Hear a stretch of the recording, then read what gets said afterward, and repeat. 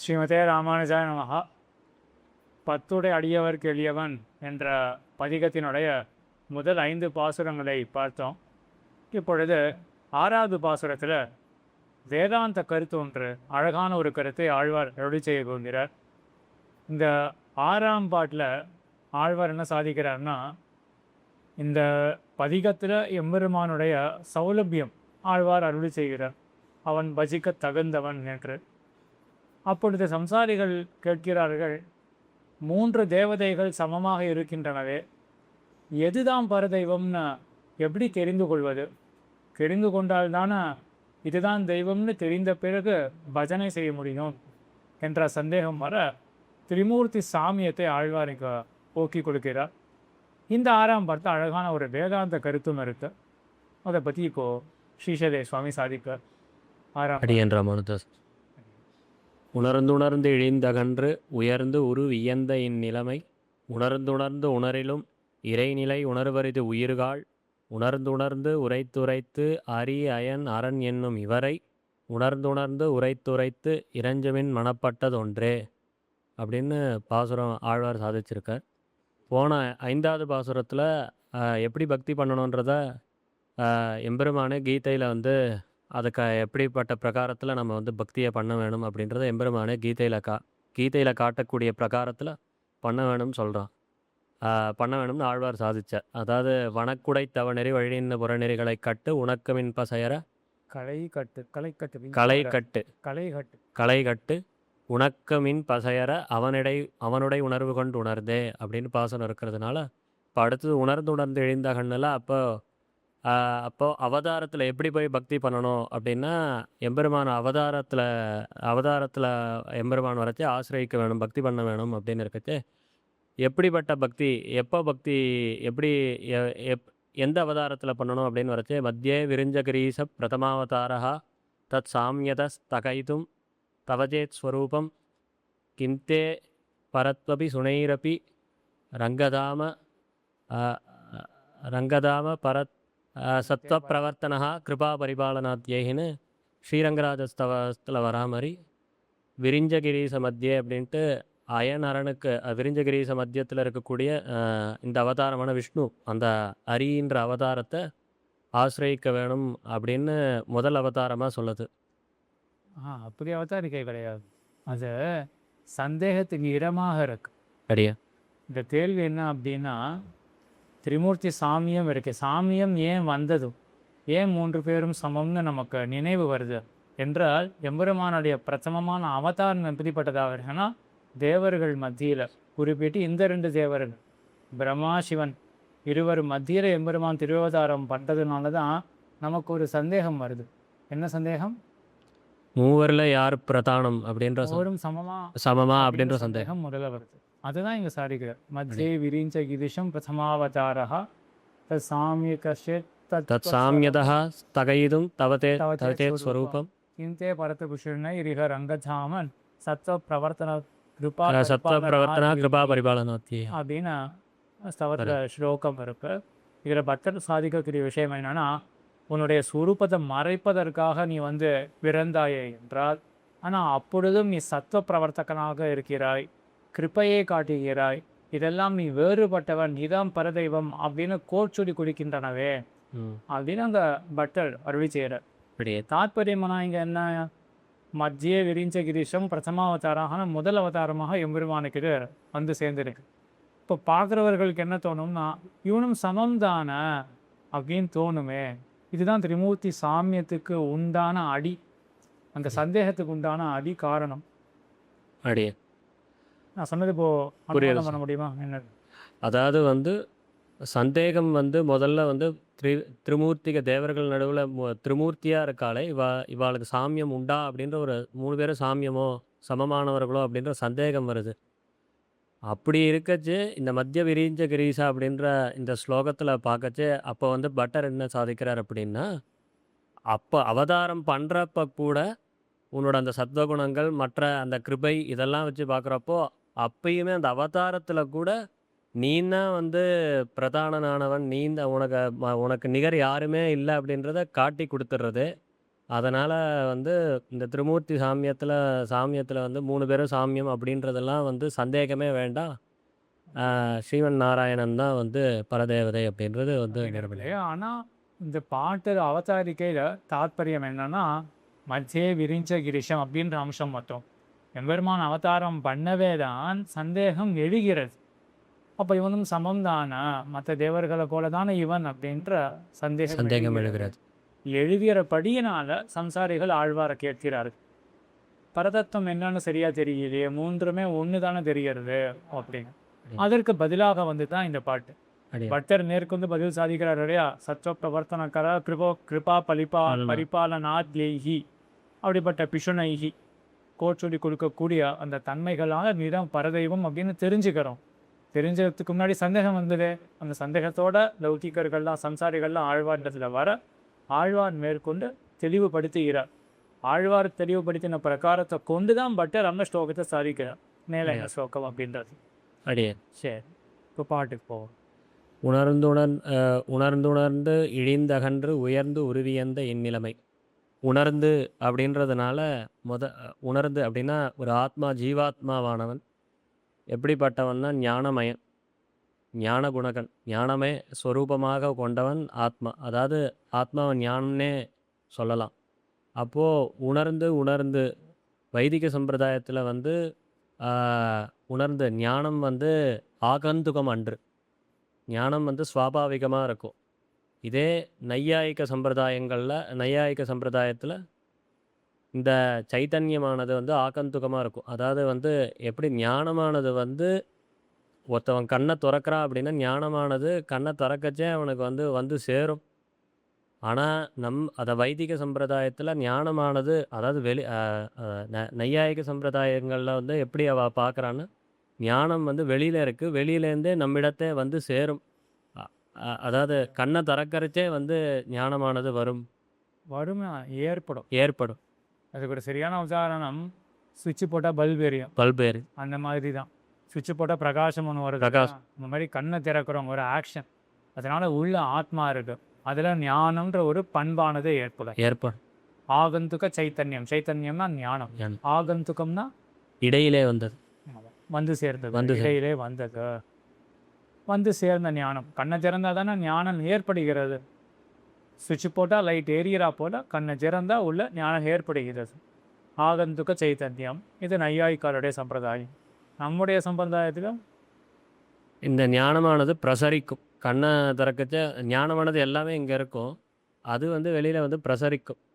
அப்படின்றதுனால வைதிக சம்பிரதாயத்தில் வந்து இந்த ஞானமானது வந்து சைத்தன்யமானது வந்து ஆகந்துகம் இல்லை, சுவாபாவிகமாக இருக்கும், எப்போவுமே இருக்கும். தூங்குற சமயத்தில் இது வந்து ரொம்ப சங்குச்சிதமாக இருக்கும். அதே ஜாகிரத தசையில் வரைச்சு இது வந்து பரவும் அப்படின்றது வந்து வைதிக சம்பிரதாயத்தில் இருக்குது. அதனால் இந்த இடத்துல வெறும் உணர்ந்துன்னு நிறுத்திட்டா அது வந்து இந்த நையாயிக ஒருவேளை வந்து சைத்தன்யம் ஆகந்துகம் அப்படின்ற மாதிரி ஆகிடுமோன்றதுக்காக உணர்ந்து அப்படின்னு இருக்கிறதுனால, இல்லை சைத்தன்யம் ஆகந்துகம் என்று சுவாபாவிகம் அப்படின்றதுக்கோசரம் உணர்ந்து இழிந்தகன்று. ரெட்டிப்பால் எப்படி அந்த அர்த்தம் வருதுன்னு சொல்ல முடியுமா? உணர்ந்துன்னு ரெட்டிப்பு இருக்கு. ரெட்டிப்பால் எப்படின்னு அர்த்தம் வருது? ஆகந்துகம் அன்று சுவாபாவிகம் என்ற அர்த்தம் எப்படி வருது? எப்படின்னா உணர்ந்துருக்கா இந்த ரெட்டிப்பு என்ன பண்ணோம்னா அது தொடர்ந்தே இருக்கு அப்படின்ற ஒரு சென்ஸ் இருக்கு இல்லையா? வெறும் உணர்ந்து அப்படின்னு சொல்லி நிறுத்தி இருந்தாரே இருக்கால் ஒரு கால் உணர்வானது ஏற்படுகிறது அப்படின்னு தோன்ற வாய்ப்பு இருக்கு. உணர்ந்து அப்படின்னு ரெட்டிப்பு போட்டதுனால எப்பொழுதுமே இருக்கக்கூடியது அப்படின்னு ஒரு சென்ஸ் கிடைக்கிறது. காதாச்சிக்கம் கிடையாது, இது சர்வகாலீனமாக இருக்கும், நித்தியமாக எல்லா காலத்திலும் இருக்கும். அப்போ ஆகையினால உணர்வு அப்போ எப்பவுமே உணர்ந்து தான் இருக்கான். உணர்ந்து எப்பவுமே உணர்ந்து கொண்டே தான் அந்த ஜீவாத்மா இருக்கிறான் அப்படின்னு இப்போ தெரியலையா? உணர்ந்து அப்படின்னும் பொழுது எப்பொழுதுமே உணர்ந்துட்டே இருக்கான். அப்போ எப்பவுமே ஞானத்துடன் கூடியே இருக்கான். எப்பவுமே ஞானம் இருக்கு. ஜாகிரத தசையில வெளிப்படுகிறது. சொப்ன தசையோ இல்லாட்டி சுஷுப்தி தசையிலும் கூட ஞானமானது அப்படியே இருக்கும், விட்டுலாம் போகாது. எப்பவுமே உணர்வுன்றது இருக்கும். உணர்ந்து இழிந்து அகன்று இழிந்து அப்படின்னா ஆழமாக, இந்த ஞானமானது ஆழமாக, அதுக்கப்புறம் இழிந்து அகன்று நல்ல இந்த X axis, Y axis, Z ஆக்சின்ற 3 டைமென்ஷன்லேயும் இந்த ஞானமானது பிரசரிக்கும். அப்போது இழிந்து அகன்று அகன்று உயர்ந்து அகன்றுன்றது வந்து 2 டைமென்ஷனாக வருவாங்க எல்லாமே. இந்த லென்த்து பிரெத் எல்லாம். அப்புறம் இழிந்துன்றது வந்து கீழே கீழே. அது வேற மேலையும். ஆமாம். இழிந்த 2 திசைன்னு சொல்கிறோம் இல்லையா, 10 திக்கிலும் 10 திக்குன்னு சொல்கிறோம் இல்லையா, 8 திசை. இந்த 2 டைமென்ஷனில் பார்த்தோம்னா 8 திசை மேலே மேலே கீழே கீழ். எல்லாத்தையும் சேர்த்தோம்னா இழிந்து அகன்று உயர்ந்து உருவியந்த இந்நிலைமை. அச்சித்தை காட்டிலும் உருவு அப்படின்றது இந்த அச்சேதன வஸ்துக்களுக்கு உருவம் உண்டு. உருவியந்த அதை காட்டிலும் வேறுபட்டதாக இருக்கக்கூடியது இந்த சித்தான ஜீவாத்மா, ஆத்மா அப்படின்னு சாதிக்கிறேன். இந்த இடத்துல உருவியந்த அப்படின்னு உருவத்தை காட்டிலும் வேறுபட்டது அப்படின்னு உருவியந்த அப்படின்னு ஒரே பதமாக வச்சுக்கலாம். பதத்தை பிரிக்கிறப்ப உருவு இயந்த அப்படின்னாலும் ஒரே அர்த்தம். உருவத்தை காட்ட கடத்தலாய் அப்படின்னு, இயந்த அப்படின்னா அதை காட்டிலும் இயந்த அப்படின்னா கடத்தலாய். இயத்தல்னா கடத்தல். இயத்தல்னா கடத்தல். முதல்ல கூட 2 பதம் தான். ஒரு வியங்க அப்படின்னு இடத்துல உரு வியந்த. ஒரு வியந்த. வியந்த 2 பதம் தான். வியந்த. 2வது நிர்வாகத்தில் உருவு அப்படின்ற பதம், அதோட பூட்டல் இயந்த. இயந்தனா இயத்தல் கடத்தல். அப்போ இயந்தனா கடந்த. பெத்தை கடந்த உருவத்தை உருவத்தை கடந்த. உருவத்தை கடந்த அப்படின்னா உருவத்தை கடலும் வேறுபட்ட, அதே அர்த்தம் தான். வியந்த அப்படின்னா வேறுபட்ட, இயந்தனா கடந்த, அர்த்தம் ஒண்ணுதான். உருவியந்த இந்நிலைமை உணர்ந்து உணர்ந்துணர்ந்து இழிந்தகன்று உயர்ந்து உருவியந்த இந்நிலைமை உணர்ந்து உணரினும். அதாவது ஸ்ரவணம், அப்புறம் வந்து காதால் கேட்கறது, மனனம், அப்புறம் வந்து 2வது உணர்ந்து உணரிலும். அப்படி நாம் தெரிஞ்சுட்டாலும் உணர்ந்தலும் நாம் வந்து ஜீவாத்ம சுரூபத்தை தெரிஞ்சுக்க முடியும். உணர்ந்துணர் ஸ்ரவண மனநாதிகளால் நம்ம வந்து தெரிஞ்சுக்க முடியும். ஆனால் உயிர்கள் 3 இருக்கு: ஸ்ரவணம், மனனம், நிதித்தியாசனம்.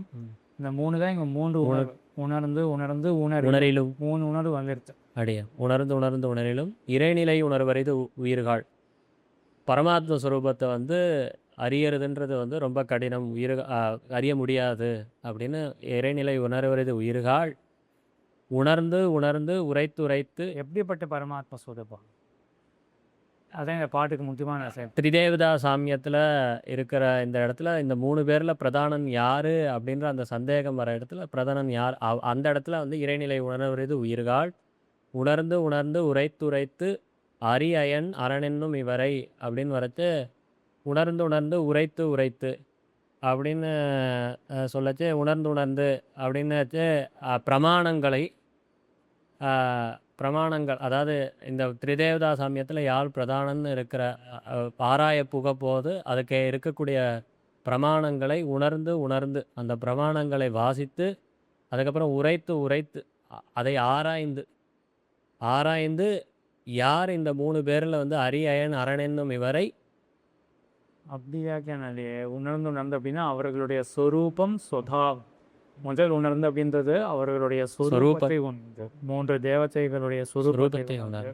2வது உணர்ந்து அவர்களுடைய சுபாவத்தை உணர்ந்து, அதற்கு பிறகு உரைத்து அவர்களை பிரதிபாதிக்கக்கூடிய பிரமாணங்கள் சொல்லி அடியே பார்த்தோம். புரியுறதா? புரியுது. உணர்ந்து வந்து ஸ்வரூபத்தை அறிந்து, அதுக்கப்புறம் சுபாவத்தை, 2வது வந்து சுபாவத்தை அறிந்து உரைத்ததுன்றதை வந்து சொல்லி, அதுக்கப்புறம் அதில் இருக்க ஆராயறது வந்து சிந்தனை பண்ணி ஆராயறது வந்து 2வது உரை. அதிலே சேர்ந்துடும். உரைத்து அப்படின்றதுலேயே அவர்களுடைய பிரமாணத்தை சொல்லி, அங்கே வெவ்வேறு பிரமாணங்கள் உரைத்துன்னு தனியாக ஒவ்வொரு உரைத்துக்கும் வெவ்வேறு அர்த்தங்கள் சாதிக்கலை. அடியே உரைத்து அப்படின்னா எப்பொழுதுமே அவர்களை பற்றி வரக்கூடிய பிரமாணங்களை நன்றாக அனுசந்தானம் பண்ணி அடியே உணர்ந்து உரைத்து அரியன் அரணென்னும் இவரை இறைஞ்சுமின் மனப்பட்டது ஒன்றே அப்படின்னு அந்த 3 பேர் இந்த உரைத்து இதை வந்து ஆராய போகும்போது மனசுக்கு ஒன்றே தான் பிரதானன்னு படும். அது யாருன்னா இந்த மத்திய விரிஞ்ச கிரீச அப்படின்ற அந்த எம்பெருமானானவன் தான் புலப்படுவான். அந்த இடத்துல வந்து மனப்பட்டது ஒன்றே அவனை இறைஞ்சுமின். அப்படிப்பட்ட எம்பெருமானை இறைஞ்சுமின். எப்படி இறைஞ்சுமின் அப்படின்னா 4வது வரியில் இருக்கிற உணர்ந்து உரைத்து அரியன் அரணென்னும் இவரை உணர்ந்து உரைத்து இறைஞ்சுமின் மனப்பட்டது ஒன்றே அப்படின்ட்டு திரும்ப அந்த எம்பெருமானை உணர்ந்து உரைத்து அப்படின்ட்டு வியாகரன் மாம் அனுஸ்மரன் அப்படின்னு எம்பெருமானே சாதிக்கிறான். அப்போ வந்து அவனை பற்றிய வாசகங்களை சொல்லி அதிலே இருக்கக்கூடிய அர்த்தங்களை சிந்தனை செய்து அப்படிப்பட்ட யோகத்திலே வந்து எம்பெருமானை இறைஞ்சுவன் அப்படின்னு இறைஞ்சுமன் அப்படின்னா உபாசனம் பண்ணணும். உபாசனம் உபாசிங்க Lord அப்படின்னு. சரி, இதே போல தான் அடுத்த பாட்டும். இதே அர்த்தம் தான் அடுத்த பாட்டில். ஆனால் ஒரு சின்ன வாசி இருக்கு. என்ன வாசி? ஒன்றன பலவன அறிவரும் வடிவுனில்லென்ன என்றில் ஆரணன் நான்முகன் அரணன் இதுவரை ஒன்றனும் மனத்து வைத்து உள்ளினம் இருபசை இறைத்து நொன்றனங்களாம் செய்வது அவனிட நம்முடைய நாளே அப்படின்னு இருக்கிறதுனால எல்லாரும் ஆழ்வார அங்கே இருக்கிற அடியார்கள் எல்லாம் இறைஞ்சுமின் அப்படின்னு ஆழ்வார் வந்து உபதேசம் பண்ணோன்னு செய்கிறோம் அப்படின்னு சொல்லிட்டா. செய்கிறோம்னு சொல்கிறது வந்து என்ன ஆறுது அப்படின்னா, அப்போ நாளைக்கு பண்ணிடுறேன் இன்றைக்கி பண்ணிடுறேன் அப்படின்ற மாதிரி இருக்கும். அப்படி சொல்லாதீங்கோ, செய்கிறோம் அப்படின்னு சொன்னால் என்னென்னா ஆழ்வார் சொல்லின்றே இருக்கச்சவே செய்ய ஆரம்பிச்சிடணும் அப்படின்றத ஏன் அப்படின்னா மின்னின் நிலையிலா மண்ணுயிர் ஆப்பைகள்ட்டு நம்மளோட வாழ்நாள்னாலது ரொம்ப மின்னலை போன்றது அப்படின்ற இருக்கிறதுனால இது வந்து அல்பமாக சீக்கிரமாக போயிடுமே. அதனால் வந்து உடனே இறைஞ்சுமின் அப்படின்றதுக்கோசரம் செய்கிறோம் அப்படின்னு அவள் சொன்னா. இல்லை செய்கிறோம்ன்றது கிடையாது, செய்கிறோம் அப்படின்றது உடனே வந்து இன்னுமே ஒரே வார்த்தை ஒரே வார்த்தை தான். சம்சாரிகள் சொன்னால் செய்கிறோம் அப்படின்னு சொன்னான். ஆழ்வார் சொல்கிறார் செய்கிறோம்னு சொல்லாதீங்க, செய்கிறோம்னு சொல்லுங்க. என்ன வாசி இருங்க, அதே வார்த்தை தான். செய்கிறோம் சொன்னதை மாற்றிட்டு செய்கிறோம்னு சொல்லுங்க. முதல் செய்கிறோம்ன்றதுக்கு என்ன அர்த்தம்? சம்சாரிகள் சொன்ன செய்கிறோம் அப்படின்றதுக்கு என்ன அர்த்தம்? நாளைக்கு பண்ணுறேன் இன்னைக்கு பண்ணுறேன் அப்படின்ற மாதிரி கொஞ்ச நாள் கழித்து பண்ணுறோம் அப்படின்றது அர்த்தம். அந்த மாதிரி இந்த லோகத்தில் பார்க்குறோம்ல, செய்கிறேன் அப்படின்னு சொல்கிறோம். இன்றைக்கி கூட பேச்சு வழக்கம் அப்படி தான் இருக்குது. செய்கிறேன் அப்படின்னு சொன்னோன்னா நாளைக்கு பண்ணுறேன் நாளைக்கு பண்ணுறேன் அப்படின்னு நீங்கள் இருப்போம். அதே நேரத்தில் சில படி என்ன ஆகும்னா செய்கிறேன் அப்படின்னும் பொழுது செஞ்சுன்னு இருக்கேன் அப்படின்ற அர்த்தத்துலேயும் வரும் இல்லையா, செய்கிறேனே செய்கிறேன் அப்படின்னு. இதையே தான் நம்மளே அன்றைக்கி சாதிச்சிருப்பேன். அப்படியா சம்சாரிகள்லாம் செய்கிறோம் நாளைக்கு செய்கிறோம்ன்ற அர்த்தத்தை சொன்னார்கள். அப்படி சொல்லாதீங்கோ, செய்கிறோம்னு சொல்லுங்கோ. அதே வார்த்தை தாங்கன்னா செஞ்சுட்டே இருக்கும்போது தான் செய்கிறோம்னு சொல்லலாமே, அதை மீன் பண்ணுறாரு. அப்படி பண்ணுங்கோ. அப்படியா ஒன்றன பலவன அறிவரும் வடிவினுள் நின்ற நன்றெழில் நாரணன் நான்முகன் அரணென்னும் இவரை ஒன்றனும் மனத்து வைத்து உள்ளி நும் இருபசை அறுத்து நன்றன நலம் செய்வது அவனிடை நம்முடை நாளே அப்படின்னு இருக்கனால ஒன்றன பலவன. அப்போது இந்த 3 திரிவிதேவதா சாமியத்தில் இருக்கிறதுனால 3 பேரையும் வச்சு இப்போ பேசி வர்றதுனால அவர்களுக்கு 3 பேருக்கும் 3 பேருக்குள்ளேயும் இருக்கிறது ஒரே ஆத்மா தானா அப்படின்னு ஒரு சந்தேகம். ஒன்றன பலவன இல்லை 3 பேருக்கும் 3 பேரும் வெவ்வேறான ஆத்மாக்களா? ஒன்றன பழிவன அப்படி அறிவரும் வடிவினுள் நின்ற இப்படிப்பட்ட அறிவதற்கு அருமையான வடிவினுள் நின்ற நன்றெழில் நாரணன் தான் அப்படின்னா நாராயண அனுவாகத்தில், அதாவது வந்து வேத உபனிஷத்துக்களில் வந்து யாரை உபாசிக்கிறதுக்கு தகுந்தவன், யாரை உபாசனம் செய்யலாம் அப்படின்ற கேள்வி வரப்போ நாராயண அனுவாகத்தில் பிரதிபாதிக்கக்கூடியவனையே உபாசனம் பண்ண வேண்டும் இருக்கிறதுனால அந்த இடத்துல நன்றெழில் நாரணன் அப்படின்ற அர்த்தத்துக்கு வந்து அப்படின்ற பாசுரத்துக்கு வந்து அப்படின்ற வரைக்கும் என்ன அர்த்தம்னா இந்த நாராயண அனுவாகத்தாலே பிரதிபாதிக்கக்கூடிய எம்பெருமான் நன்றெழில் நாரணன் நான்முகன், அப்புறம் சதுர்முகன் நான்முகன், அரண்ற சிவன் சம்ஹாரத்துக்கு காரணமானவன், அரண் என்னும் இவரை ஒன்றனும் மனத்து வைத்து அப்படின்னா இவர்கள் 3 பேரையும் இப்போ யார் இதில் சாமியம் அப்படின்ற யார் பெரியவா அப்படின்றத நாம் வந்து ஆராய புகும்போது என்னுடைய பக்ஷபாதம் எனக்கு வந்து ஸ்ரீ வைஷ்ணவ சம்பிரதாயத்தில் இருக்கேன், இல்லை எனக்கு விஷ்ணு பிடிக்கும் அப்படின்றதுக்கோசரம் அந்த ஒரு பக்ஷபாதமே இல்லாமல் 3 பேரையும் ஒன்றாக வைத்து பிரமாணங்களை உள்ளி ஒன்றனும் மனத்து வைத்து அவர்களை ஒன்றனும் மனத்து வைத்து உள்ளி அதை ஆராய்ந்து உள்ளி நும் இருபசை அறுத்து. இந்த இடத்துல இருபசை அப்படின்றதுக்கு வந்து இருவர் மேலே, அதாவது இந்த அயன் அந்த ஆராய புகுந்த பிற்பாடு நமக்கு என்னன்னு தெரிஞ்சிடும்னா எம்பெருமான் ஸ்ரீமன் நாராயணன் தான் பிரதானன்றது தெரியும். அப்படி இருக்கச்சே இருபசை அறுத்து அப்படின்றத இந்த அயன் அரண் இவர்களுக்கு மேலே நமக்கு உண்டான பசையை அறுத்து அப்படின்றது ஒரு அர்த்தம். அப்புறம் 2ஆலே ஆன பசை, ரஜஸ் தமஸ் 2த்தினாலே ஆன பசை, இது 2த்தையும் அப்படியும் ஒரு அர்த்தம் கொள்ளலாம். இருபசை அறுத்து நன்றென நலம் செய்வது அப்படின்ற இருக்கச்சே நன்றன நலம் செய்வது நன்றான பக்தியை நல்ல பக்தியை நன்றன நலம் செய்வது அவனிடை நன்ற இந்த பக்தியை செய்யுங்கோ.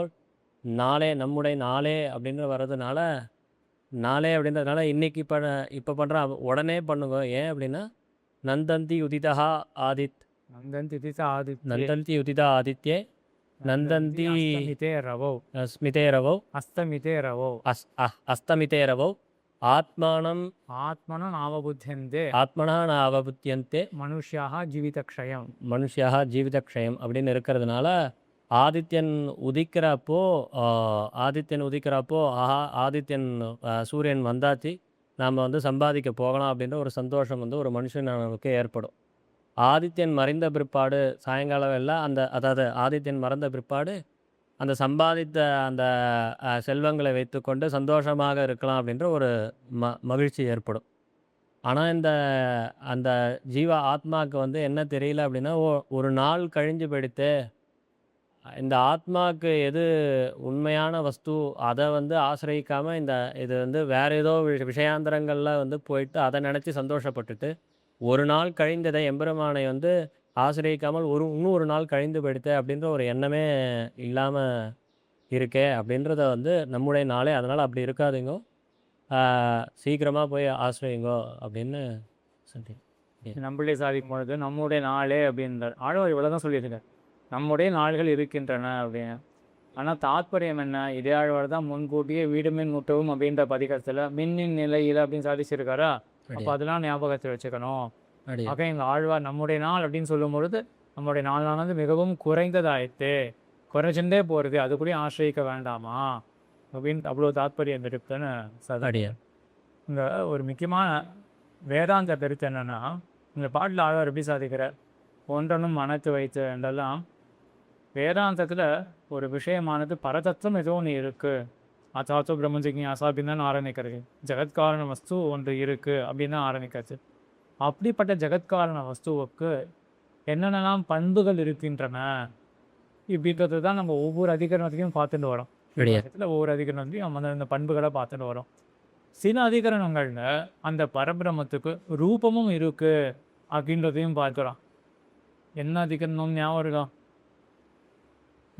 அவனுக்கு ரூபமும் இருக்கு, பரபிரமத்துக்கு ஜெகத்காரண வஸ்துவுக்கு ரூபமும் இருக்கு. அந்தரதிகரணம் அப்படின்றது சூரிய மண்டல மத்தியவர்த்தியாக ஏதோ ஒன்று இருக்கு, ஒரு புருஷன் இருக்கான் அப்படின்னா வரும்பொழுது அங்கதான் தசிய சாக் அபியாசம் புந்தரீகம் அப்படின்ற ஸ்ருதி வாக்கியங்கள்லாம் வருகின்றன. அப்போ என்ன தெரிகிறது, ஜெகத்காரண வஸ்துவுக்கு பரதத்துவத்துக்கு அபாரமான பண்புகள் இருக்கின்றன. அதே போல திவ்யமங்கல விக்கிரகமும் ஒன்று இருக்கு. இப்படிப்பட்ட இந்த பண்புகள் விக்கிரகம் கொண்ட ஒரு பர்சனாக தெரிகிறது. அந்த பர்சனாலிட்டி யார் இப்படின்னு தான் விசாரணை. ஸ்ரீபாஷ்யத்தினுடைய எக்ஸ்டென்ஷன் என்ன அப்படின்னா இந்த மாதிரி விசாரம் தான். இந்த விசாரம் எங்கே பண்ணப்படும்னா இதிகாச புராணங்களாக தான். ஸ்ரீவசன பூஷணத்தினுடைய முதல் வாக்கியம் தெரியுமா? ஸ்ரீவசன பூஷணத்தினுடைய முதல் வாக்கியம் வேதார்த்தம் அறிந்து ஸ்ருதி ஸ்மிருதி இதிகாச புராணங்களாலே அப்படின்னா அதுக்கு அடுத்தது வாக்கியம் என்ன அப்படின்னா ஸ்மிருதியாலே வேதார்த்தமே ஸ்ருதி ஸ்மிருதி இல்லை, வேதார்த்தம் தான் ஸ்ருதி, வேதார்த்தம் அறுதியிடுவது ஸ்மிருதி இதிகாச புராணங்களாலே. அடுத்த வாக்கியம் ஸ்மிருதியாலே பூர்வபாகத்தில் அர்த்தம் அறுதியிட கடவுது, மற்ற இரண்டாலும் உத்தர பாகத்தில் அர்த்தம் அறுதியிட கடவுது அப்படின்னு. இந்த வாக்கியத்தில் மாமனிகள் என்ன அருள் செய்கிறார் அப்படின்னா, பூர்வபாகமானது கர்மகாண்டம், உத்தரபாகம்ன்றது பிரம்மகாண்டம். பூர்வபாகத்தினுடைய அர்த்தத்தை தர்மசாஸ்திரங்கள்லாம் சொல்லிக்கலாம். தர்மசாஸ்திரத்தில் 3 விஷயம் இருக்குமா. ஒன்று ஆச்சாரம் மற்றும் விவகாரம், அதற்கு பிறகு பிராயசித், இதெல்லாம் தர்மசாஸ்திரங்களில் இருக்கும். இது கர்மகாண்டத்தினுடைய விவரணம் அப்படின்றது சுலபமாக தெரிஞ்சுன்றனால இல்லையா. கர்மம் அதை பற்றி மேலே விவரிக்க வந்தது தான் ஆச்சாரத்தை சொல்கிறதோ இல்லாட்டி விவகாரன்றது வந்து லோகத்தில் இருக்கக்கூடிய தாயாதி விபாகங்கள், பங்காளிகள் என்னென்ன சொத்து பிரித்து கொடுக்கணும், அந்த மாதிரி விவகாரங்கள். இல்லைன்னா ஆதானம், கடனை கொடுத்து எப்படி வாங்குறது அப்படின்ற அந்த விவகாரங்கள், அதை பற்றி தான் தர்மசாஸ்திரங்களை சொல்லியிருக்கும். இது எல்லாமே கர்மா ரிலேட்டடாக தான் இருக்கும். பிராயசித்தம் கண்டிப்பாக கர்மா ரிலேட்டடாக தான் இருக்குது. இதிகாச புராணங்களில் சர்வேஸ்வரனுடைய பரதத்துவத்தினுடைய சொரூப ரூபகுண விபூதி சேட்டிதாங்க. இதெல்லாம் சொல்லக்கூடியது தான் இதிகாச புராணங்கள். பாகவதம் அப்படின்னு எடுத்துட்டோம்னா கண்ணனலை சேட்டிதங்கள் தான் வருதாங்க. விஷ்ணு புராணங்கள் எடுத்துக்கொண்டாலும் பெரும்பாலும் அதுதானே வருது. இப்படி பரபிரம்மத்தினுடைய சேட்டிதங்கள் சொல்லப்பட்டாக இந்த இதிகாச புராணங்கள் குணங்கள் எல்லாமே அந்த மாதிரி சொல்லப்பட்டாக இந்த இதிகாச புராணங்கள்லாம் இருக்கு. இப்படி இருக்கக்கூடிய இதிகாச புராணங்கள் தான் உத்தர பாகத்தினுடைய விவரணங்கள் உபபிரம்மணங்கள். அப்போது வேதாந்தத்திலேருந்து இதிகாச புராணத்துக்கு போயிட்டு இந்த சர்வேஸ்வரனை முழுமையாக தெரிஞ்சுக்க முற்படலாம். வேதாந்தத்தில் பெரும்பாலும் என்ன இருக்கும், பகவத் ஸ்வரூபம் சொல்லப்படும். இந்த ஸ்வரூபத்துக்கு பந்துகள் இருக்குது, ரூபம் இருக்குது அப்படின்றது வெறும் அந்த சூசனம் மட்டும் பண்ணப்பட்டிருக்கும். இதற்கு பிறகு நன்றாக தெரிஞ்சுக்கணும் என்றால் இதிகாச புராணங்களுக்குள்ளே வந்தால் தான் அந்த பர்சனாலிட்டியை நல்லபடியாக தெரிஞ்சுக்க முடியும். இதுதான் அந்த ப்ராசஸ். இந்த ப்ராசஸை வரும்பொழுது தான் ஆலோக்கிய சர்வசாஸ்திராணி விசாரிச்ச குணஸ்புனா இதம் ஏக்கம் சுனிஷ்பன்னன் ஜேயோ நாராயண சதா அப்படின்னு இதிகாசம் புராணங்கள் இவர்கிட்டெல்லாம் படித்த பிறகு என்ன தோணும்னா, அப்போது அந்த சுப்ரீம் பர்சனாலிட்டி யார் அப்படின்னா ஸ்ரீமன் நாராயணன். இப்படி வரணும் நான் சொல்கிற பாதை. இதுதான் வேதாந்த சங்கரத்துக்கு விதமான சூச்சனம் பண்ண பாதை. இதுதான் மாவனிகளும் அங்கே சூச்சனம் மாட்டார். முதல் 2 வாக்கியம் 3 வாக்கியங்களும். நீ எப்படி இருக்கக்கூடாதுன்னா, இப்போது பெரும்பாலும் நம்ம பண்ணுற தப்பு என்னவா அப்படி எனக்கு தெரியுறது அப்படின்னா, பெருமாள் சந்தவர், சிவன் தாழ்ந்தவர், பெருமாள் சந்தவர் அப்படின்னு ஒரு ஆரம்பிக்கிறதே பர்சனாலிட்டி ஆரம்பிச்சிடலாம். இந்த பர்சன் பெருமாள் அப்படின்றது ஒரு பர்சனாலிட்டி தானே. இப்போது நம்ம எப்படி ஒரு ஹியூமன் பர்சனாலிட்டி, இது தெய்வ பர்சனாலிட்டி. பெருமாள் அப்படின்ற பர்சனாலிட்டி, சிவன் அப்படின்ற இன்னொரு பர்சனாலிட்டி, அவரை காட்டின பெருமாள் இருந்தவர் அப்படின்னு 2 பர்சன்ஸுக்கு நடுவில் இருக்கக்கூடிய போட்டின்றது கிடையாது. அப்போ பெருமாள் ஒரு ஃபைனைட் ஆப்ஜெக்டாக சொல்ல முடியுமான அப்படி கிடையாது. ஸோ இந்த இன்ஃபைனைட்டுக்கு பண்புகள் இருக்குது, ரூபம் இருக்குது அப்படின்னா வேதாந்த சங்கரத்தில் எம்பெருமானார் போகிற ஸ்பஷ்டமாக மாமனிகள் காட்டக்கூடிய பிரக்ரியாவும் இதே தான். ஸ்ரீவசன பூஷணத்தில் அதே தான் இப்போ இங்கேயும் வந்துருக்கு. இங்கேயும் ஆழ்வார் இப்போ ஆராய்ந்து பார்த்தோன்னா உணர்ந்து உணர்ந்து வீழ்ந்தகன்று அப்படின்ற பாட்டிலையும் சரி, இந்த ஒன்றனா அப்படின்ற இந்த பாட்டிலும் சரி என்ன சாதிக்கிறார், பிரமாணங்களை ஆராயுங்கோ, அந்த சுரூபம் சுபாவங்களை ஆராயுங்கோ, அப்போ உங்களுக்கு தெரியும் அந்த பர்சனாலிட்டி என்ன அப்படின்னு. ஸோ இதுதான் அந்த ப்ராசஸ். சரி, இப்போ இந்த 2 பாட்டில் திரிமூர்த்தி சாமியத்தை பற்றிலாம் பார்த்தோம். இதுக்கு அடுத்த பாட்டில் வளர்த்தனன், அந்த பாட்டில் ரொம்ப முக்கியமான ஒரு அர்த்தம் என்னென்னா, எம்பெருமானுடைய திருவதாரம் எதற்காக அப்படின்றத அர்த்தம் அது ஆழ்வார் அருளி செய்தார். அது என்னன்றத அடுத்த எபிசோடில் பார்க்கலாம். சரி, ஸ்ரீமதே ராமானுஜாய நமஹ.